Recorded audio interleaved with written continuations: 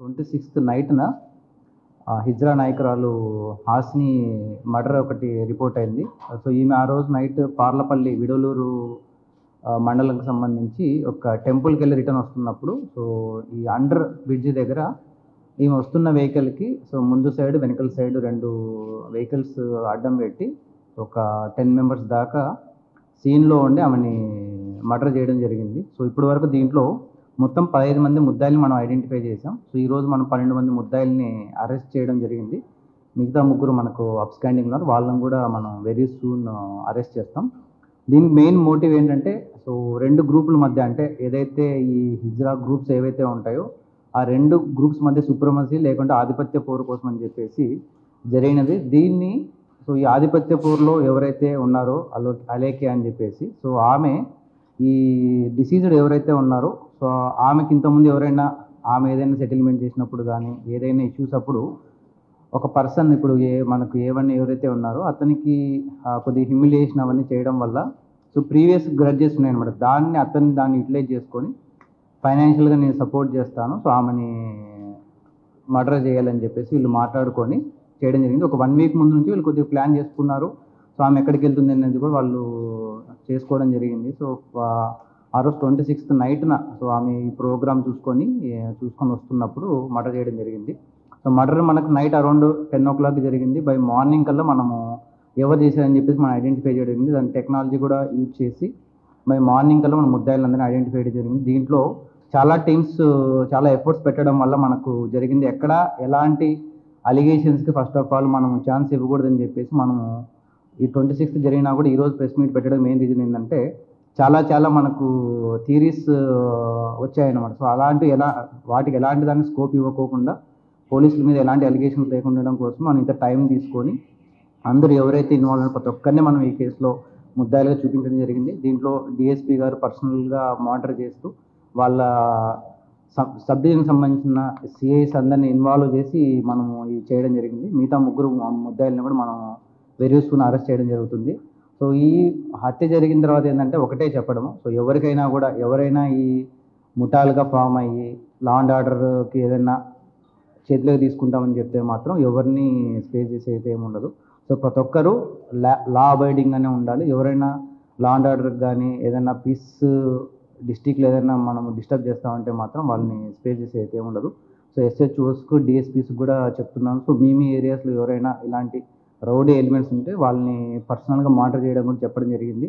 తర్వాత ఎస్పెషలీ మనకు more active ఉన్న రౌడీ ఎలిమెంట్స్ని కూడా ఎస్హెచ్ఓస్కి మనం టాస్క్ ఇవ్వడం జరిగింది. వాళ్ళ ఏరియాస్లో ఉన్న యాక్టివ్ రౌడీ ఎలిమెంట్స్ని వాళ్ళు పర్సనల్గా మానిటర్ చేయాలి. వాళ్ళ యాంటీసిడెంట్స్ వాళ్ళు ఏం చేస్తున్న ప్రతి ఒక్కటి కూడా మనం వెరిఫై చేయమని చెప్పడం జరిగింది. సో వాళ్ళ ఏరియాలో ఏదైనా జరిగితే మాత్రం ఆ కాన్సర్న్ ఎస్హెచ్ఓ మీద రెస్పాన్సిబిలిటీ ఫిక్స్ చేస్తాం. ఎవరిని ఏదైనా ఇలాంటి యాంటీ సోషల్ ఎలిమెంట్స్ కానీ యాంటీ సోషల్ యాక్టివిటీస్ చేస్తామంటే మాత్రం ఎవరిని మనం స్పేస్ చేసేది ఉండదు. ఈ విషయంలో మాత్రం మనం ఎవరు చెప్పినా కూడా మనం గట్టిగానే ఉంటాం. Thank you. కాన్స్పిరసీ, సో ఇప్పుడు ఏంటి సుప్రమసీ కోసంలో కాన్స్పిరసీ చేసి మర్డర్ చేయాలని చెప్పేసి డిసైడ్ అయ్యారు. అది కాన్స్పిరసీలో ఉన్నాము, సీన్లో లేదు, బట్ షీ నోస్ సో ఎలా మర్డర్ చేయాలని చెప్పేసి మాత్రం ఆమె కాన్స్పిరసీలో ఉంది. సీన్లో అయితే లేరు. అందరూ నెల్లూరు వాళ్ళే.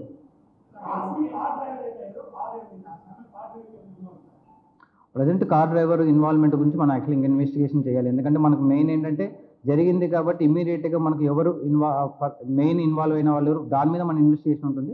ఫర్దర్ ఇన్వెస్టిగేషన్లో మనం ఎవరెవరైతే ఇంకా ఇన్వాల్వ్ అయ్యారో దాన్ని కూడా మనము ఫర్దర్ ఇన్వెస్టిగేషన్లో ఒకవేళ వాళ్ళ ఇన్వాల్వ్మెంట్ ఉంటే మనం ఐడెంటిఫై చేస్తాం. ప్రజెంట్ అయితే మనం ఎవరు మెయిన్ ఇన్వాల్వ్ అయ్యారో దాని మీద మన ఇన్వెస్టిగేషన్ ఉంటుంది. ఫర్దర్ ఇన్వెస్టిగేషన్లో మిగతా వాళ్ళు ఎవరైనా ఉన్నా కూడా వాళ్ళని మనం యాడ్ చేస్తాం. సో యాడ్ చేసుకోవడానికి మనకు స్కోప్ ఉంటుంది. ఇక్కడితోనే 15 మందితోనే మనకి ఎండ్ అవుతుందని మనం చెప్పట్లేదు. మిగతా వాళ్ళు ఎవరైనా ఇన్వాల్వ్మెంట్ ఉన్నా కూడా ఫర్దర్ ఇన్వెస్టిగేషన్ మనం యాడ్ చేస్తాం.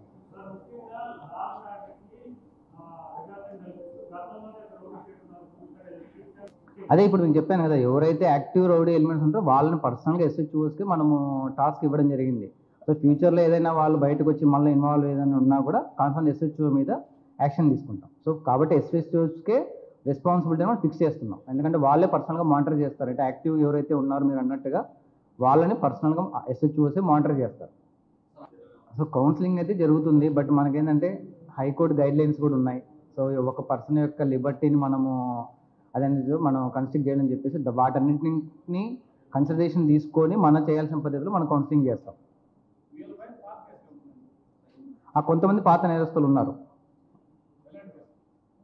రౌడీ షీట్స్ అంటే ఒకరి మీద ఉంది, బట్ అది ప్రజెంట్ ఎగ్జిస్టింగ్ లేదని మనం వెరిఫై చేయాలి. సో మనం ఇనీషియల్గా ఏంటంటే కేసు మీద మనం ఫోకస్ చేస్తాం.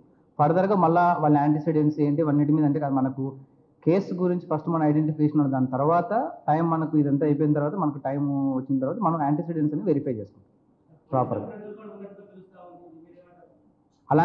అలాంటిది ఏది ఉండకూడదని చెప్పేసి టైం తీసుకొని, అలాంటి స్కోప్ ఇవ్వకూడదని చెప్పేసి టైం తీసుకొని 26th జరిగినా కూడా మనం 26th మనకు ఐడెంటిఫై అయినా కూడా ఈ రోజు పెడుతున్నాం. మెయిన్ రీజన్ ఏంటంటే అలాంటి దానికి ఏం స్కోప్ ఇవ్వకూడదు, మీడియా రేపొద్దున పలానా వాళ్ళని తప్పించారు అనేది రాకూడదని చెప్పేసి డిఎస్పీ గారిని పర్సనల్గా మానిటర్ చేయిస్తూ, సో ముద్దాయిలందరినీ ఇనీషియల్గా మనం ఏమనుకున్నాం, మీ అందరికీ తెలుసు ఇనీషియల్గా ఇది ఓన్లీ ప్రీవియస్ గ్రడ్జెస్, A1కి ఇంతకుముందు ఉన్న ఏదో హ్యూమిలియేషన్ చేసిన దాని మీదే మీ అందరికి 1 or 2 daysలో మనకు బయట ఉంది. బట్ ఫర్దర్ కూడా ఏం స్కోప్ ఇవ్వకూడదని చెప్పేసి టెక్నాలజీ యూజ్ చేసేసి ఎవరెవరు ఇన్వాల్వ్ అయిన దాన్ని చేసుకున్న వాళ్ళు ఈరోజు మనకు 15 మంది వస్తుంది. ఇక్కడితో అవుతుందని చెప్పలేం, మేము ఇంకా ఎవరైనా ఉన్నప్పుడు మనం యాడ్ చేస్తాం. సో ఆ స్కోప్ ఇవ్వకూడదని చెప్పేసి మనం డీటెయిల్గా ఇన్వెస్టిగేషన్ చేసుకుని ఈరోజు ముద్దాయిలు మీ అందరి ముందర ప్రవేశపెడతాం.